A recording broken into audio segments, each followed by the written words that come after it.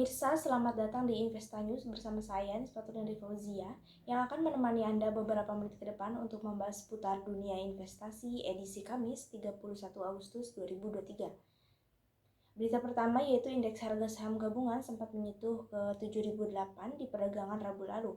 IHSG mempersempit kenaikan menjadi hanya 0,13% ke level 6.966 di akhir perdagangan kemarin. Senior Investment Information Mirai Aset Sekuritas Indonesia, Nafan Aji Gusta, mengatakan dalam jangka pendek ada potensi IHSG menguat ke 7.000 jika konsisten bertahan di atas 6.972. Adapun faktor penguatan IHSG yang diperoleh dari beberapa sentimen, baik sentimen eksternal maupun sentimen internal. Dari internal didukung oleh faktor stabilitas fundamental ekonomi domestik, dari eksternal tingkat inflasi Amerika Serikat diperkirakan tidak akan naik signifikan. Indikasinya adalah indeks keyakinan konsumen AS yang berada di bawah ekspektasi. Ini berdampak ke potensi pelemahan nilai tukar dolar AS. Menurut Nafan, ini membuat peluang The Fed untuk menerapkan kebijakan pengetatan moneter selanjutnya tidak akan terlalu besar, paling hanya 25 basis poin kalau mengacu pada median The Fed June dot plot lalu. Nafan merekomendasikan sektor-sektor seperti sektor energi, sektor barang konsumsi primer, sektor keuangan, dan sektor properti. Analis MNC Sekuritas Harditya Wicaksana mengatakan saat ini posisi IHSG berada di fase uptrend pada time frame jangka menengah. Menurut Harditya, memang sudah menembus area 7.000 tetapi dalam jangka pendek kami mencermati adanya koreksi terlebih dahulu. Penguatan IHSG ini berada di tengah sentimen negatif secara global. Federal Reserve masih bernada hawkish atas kebijakan suku bunga. The Fed diperkirakan akan menahan suku bunga pada pertemuan September nanti. Ditambah perekonomian Cina masih cenderung melambat, Harditya merekomendasikan untuk mencermati sektor infrastruktur dan sektor barang baku. Dia juga memperkirakan IHSG akan menguji di harga 6.939 hingga 6.955. Berita selanjutnya yaitu harga minyak dunia naik pada hari Rabu 30 Agustus dipicu penurunan cadangan minyak mentah Amerika Serikat. Seperti dilansir Reuters, harga minyak West Texas Intermediate atau WTI untuk pengiriman Oktober 2023 naik 47 sen menjadi 81,63 US dollar per barel di New York Mercantile Exchange. Harga minyak mentah Brent untuk pengiriman Oktober 2023 meningkat 37 sen menjadi 85,86 US dollar per barel di London Ice Futures Exchange.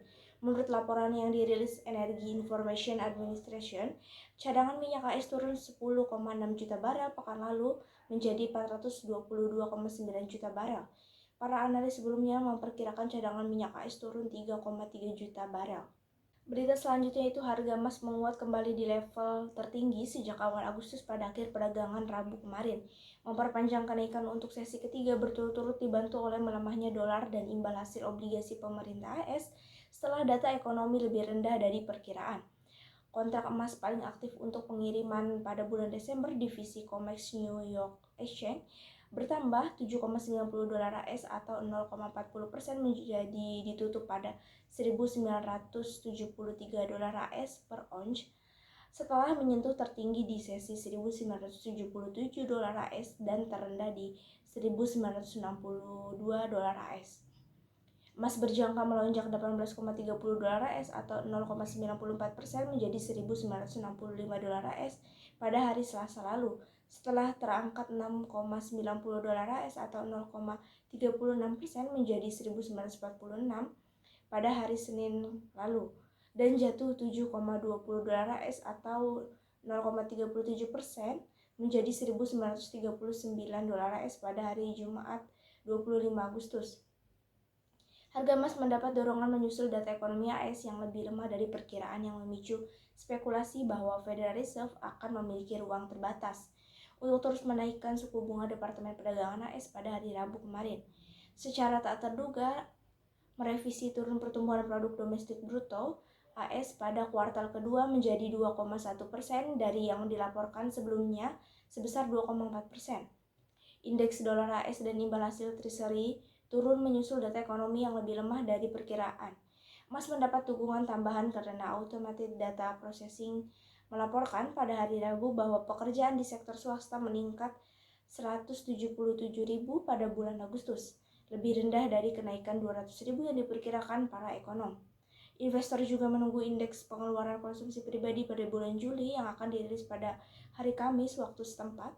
Sementara itu, laporan ketenagakerjaan AS pada bulan Agustus pada hari Jumat 1 September. Mengingat beberapa indikator ekonomi utama AS yang dijadwalkan pada minggu ini, Lukman Otunuga, manajer analis pasar di FXTM, mengatakan kepada MarketWatch bahwa emas dapat mengalami perubahan nasib yang cepat jika semuanya mengecewakan dan menimbulkan pertanyaan mengenai beberapa besar ruang yang tersisa bagi The Fed untuk terus menaikkan suku bunga. Semua perhatian akan tertuju pada laporan penggajian non-pertanian pada hari Jumat 1 September mendatang. Mengingat peralihan The Fed ke ketergantungan data, laporan ini dapat memicu tingkat volatilitas yang sangat tinggi secara keseluruhan. Logam mulia lainnya, perak, untuk pengiriman pada bulan Desember melemah 3,50 sen atau 0,14%, menjadi ditutup pada 25,104 dolar AS per ounce. Platinum untuk pengiriman pada bulan Oktober terpangkas 2,80 dolar AS atau 0,28%, menjadi menetap pada 983,8 dolar AS per ounce. Berita selanjutnya yaitu rupiah berpotensi kembali melanjutkan penguatan pada hari Kamis 31 Agustus. Pada hari Rabu, rupiah ditutup menguat 0,13% ke rupiah 15.241 per dolar AS. Kepala Ekonom Bank Permata Joshua Pardede mengatakan penguatan rupiah didukung oleh data-data AS yang melambat dibandingkan perkiraan. Selain itu, didorong pernyataan dari Gubernur BI Peri Warijoyo terkait dengan eksportir yang sudah menempatkan dananya sesuai dengan peraturan DHE terbaru. Untuk besok, Joshua memperkirakan rupiah tersebut cenderung berpotensi melanjutkan penguatannya, terutama akibat dari proyeksi penurunan data perubahan tenaga kerja di luar bidang pertanian dan pemerintah atau ADP Non-Farm Employment Change. Senior ekonomi KB Valburi Sekuritas Fikri C. Permana menurutnya rupiah juga berpotensi melanjutkan penguatannya sejalan dengan ekspektasi DP Non-Farm Employment Change. Selain data tersebut, kemungkinan juga ada data GDP AS kuartal 2 dan pending home sales. Ia menjelaskan konsensus memperkirakan data tersebut turun 50% ke level 194.000 dari bulan sebelumnya sebesar 324.000. Jika itu terjadi, mendorong USD Index lebih rendah sehingga rupiah bakal terapresiasi. Fikri pun menilai rupiah akan menguat ke 15.200 rupiah dengan rentang 15.105 hingga 15.305 rupiah per dolar AS. Sementara Joshua memproyeksikan rupiah pada kisaran 15.175 hingga 15.300 rupiah per dolar AS. Berita tersebut menjadi berita penutup pada pagi hari ini. Saya Nisbatun Fauzia pamit undur diri. Sampai jumpa.